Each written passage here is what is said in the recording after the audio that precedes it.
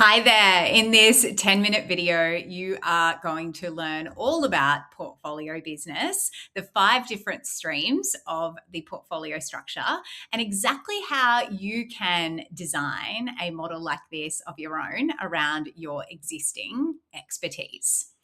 So, this model on the left might look familiar to you. I have positioned it as a value ladder, which is very much a online business world thinking, but we could easily replace value with the word career, and this would resonate for a lot of you. We were told to get really good at one thing, go to university, become the qualified professional, and then scale up from there. In the online world, we were told to launch a range of different offers, working with the same person, multiple different points of entry for them to potentially work with us. And in the career world, we were told to climb the ladder until we got to a position one day of perhaps being on a couple of boards and maybe doing some consulting work. Well, I am proposing that we flip the script. We are in a world of AI where businesses are changing almost overnight. And so putting all of your income into one basket has become one of the biggest risks that you can take. There's a better way, and it's this model here on the right, the portfolio business ecosystem. I'm going to show you the 5 streams, how they all come together, my stream as well of what this looks like practically, and give you some top tips on how to get started if you want to build this for yourself.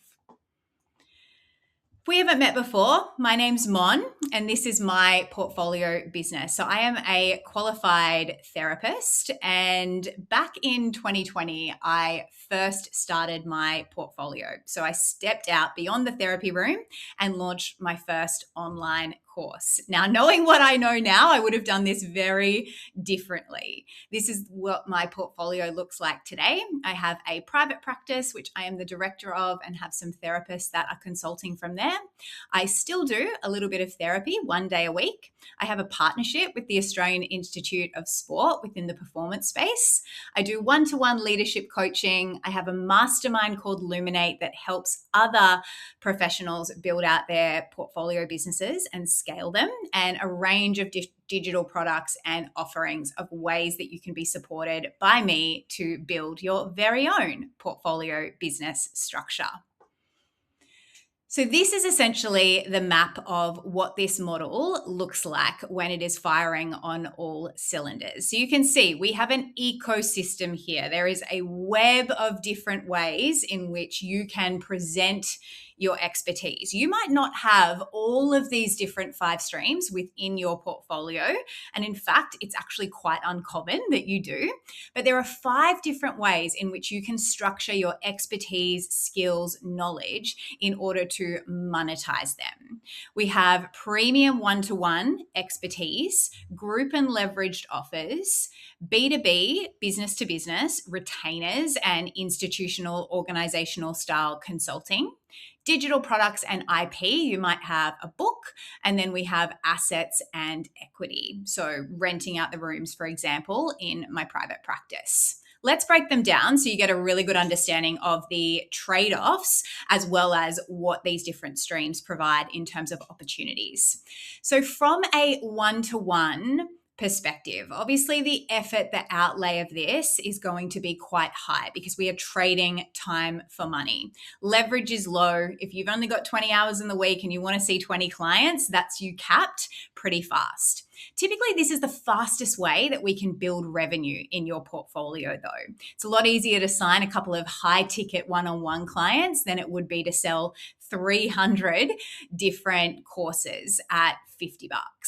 The upsides are therefore cash flow, really good for validation. So if we're wanting to get a deeper understanding of what your client needs, one-on-one is also really great for if you are developing IP. So, developing out the portfolio framework, for example, came from a lot of work that I did with one-on-one clients before I moved it into a mastermind format. The risk is that this is the hardest model to scale just because of that time cap, and it's also often the easiest to overdo. You see a lot of people in this space moving into a state of burnout because they want to help more people. So if you have that inquiry, if that demand's there, it can be really challenging to say no. Our second stream is the most common one that then people will naturally pick up, which is, of course, your group based and your leveraged offers. So the effort in these ones is high to get it off the ground, right? There's a lot of marketing involved. There's lots of setting up things behind the scenes. If you're looking at things like more of a live course, a mastermind kind of environment, it's going to be less effort to run than what a one on one will be. Because, say, in my Luminate Mastermind, I might have 10 women on a call versus just working one-to-one with my leadership clients. The leverage is medium to high. Time to revenue, medium, just because we're building the brand, we're building the equity, the belief, the confidence in the product. The upsides really amplifies your impact, right? You can serve more people still in that deeper way, but at scale. I also think with these kind of models, I love them because there's something that you get being in a community space that you're just not going to get in one-on-one.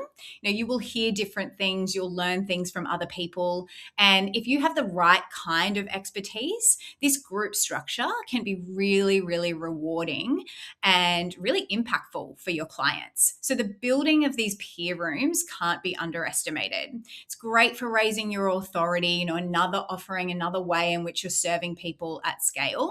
The risk is, of course, that sometimes we're doing a live launch model here. So it might be like me, you're only launching your mastermind once every 6 months. And of course, the validation is going to be important in order to get those numbers. Our third stream is partnership work, so retainers. This is exactly what I have going with the Australian Institute of Sport. The effort is medium, depending on how the retainer is, of course, structured. If it's more of a consulting model, if it's a project-based kind of thing, leverage is low because we're typically working one-on-one, but just with a business and not an individual. Time to revenue, potentially slow initially, because some of these big retainers are hard to land, right? We've got to have some solid relationships there. The upsides are that they're often contracted, so we've got really stable recurring revenue, excellent for your reputation. And if you structure your portfolio correctly, you can actually use these kind of partnerships for really great cross referral and network leverage across your offerings. Like anything working one-on-one, it's relationship dependent. So one contract can really sting if for whatever reason it doesn't get continued.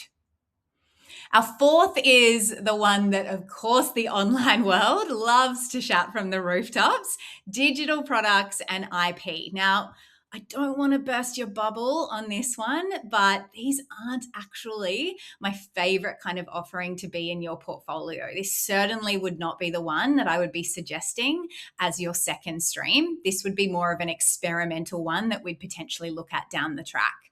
And that's because we've got a high effort up front.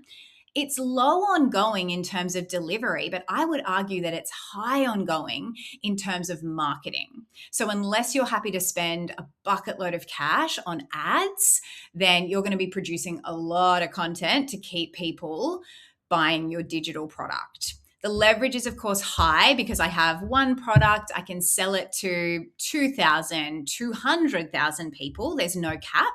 Time to revenue, though, can be a bit slower. As I said, paid advertising is going to shift these slightly.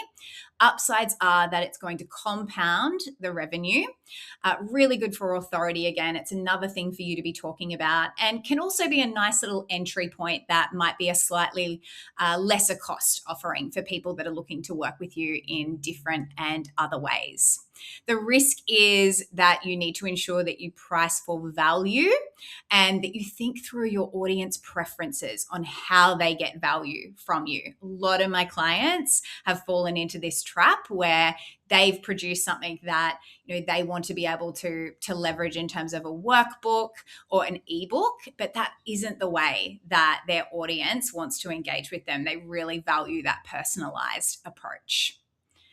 And then we've got your assets and your equity. So obviously effort is low, ongoing. Me having a space that I can rent out to other private practitioners doesn't really involve a lot of effort on my end, maybe a little bit upfront getting contracts and onboarding, etc. But the capital upfront is big, right? It costs a lot of money to purchase a space. Leverage, very high. Time to revenue can be slow, getting the right people in, getting through all of the purchasing of the the space or signing of the lease. Upsides, of course, freedom, so good, literally can get paid while you're not even there. And the risk is, of course, requires capital, very different mindset than service work, and also ensuring the right people are in those spaces is absolutely integral. Okay, so we've got our 5 streams. Now, it's not just about you picking the ones that sound good and then just like throwing them out there. Like that would be more of a portfolio mess than a portfolio ecosystem.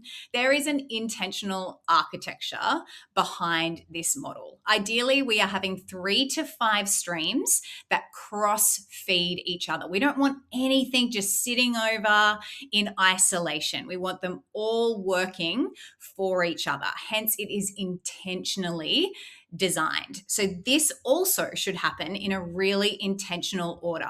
We start with your anchor income, figuring out what your expenses are, what's going to feel really good for your nervous system, and then we find your next viable product/offering from there. All of these should be built around what I call your through line. So that is the skills, expertise, knowledge that you possess that connects all of these different ways of working with you together. If this sounds like the kind of model that you would like to get started in, I share so much free value over on my Instagram. You can find me at MoniqueHarding_. And if you want to get started on that first initial offer inside of your portfolio, outside of your anchor income, then this program is for you. Unmistakably you. It's a self-paced program. It will take 60 minutes and take you through step by step, getting so clear on that through line. What is your unique positioning? And then helping you build out an offer that you can go and take to market. Pretty good investment of an hour, if you ask me. Hope to see you over and have some ongoing conversations over on my socials.